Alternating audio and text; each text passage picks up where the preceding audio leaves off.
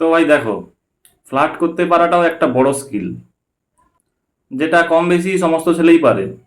তো ফ্লার্ট করাতে কোনো লোক যখন পিএইচডি করে তখন সে ভাইরাল হয়ে যায়। তো তোমরা ফেসবুক আর ইনস্টাগ্রাম দুটোই দেখো, তোমরা নিশ্চয়ই জানো যে কার কথা আমি বলছি।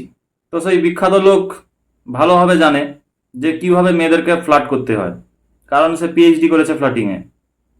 তো তার ফ্লার্ট করাতে সে মেনলি যে কথাটা ব্যবহার করে প্রতিটা মেয়েকে ফ্লার্ট করার জন্য, সেই কথাটা হচ্ছে, by the way you look good in sari.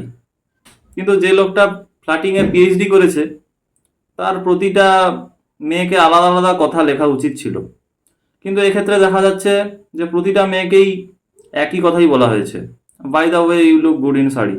মানে এরকম একটা ব্যাপার হয়েছে যে একজনকে লিখেছে, সেইটা কপি করে সবাইকে সেন্ড করে দিয়েছে ফ্রেন্ড লিস্টে যতজন আছে, প্রতিটা মেয়েকে।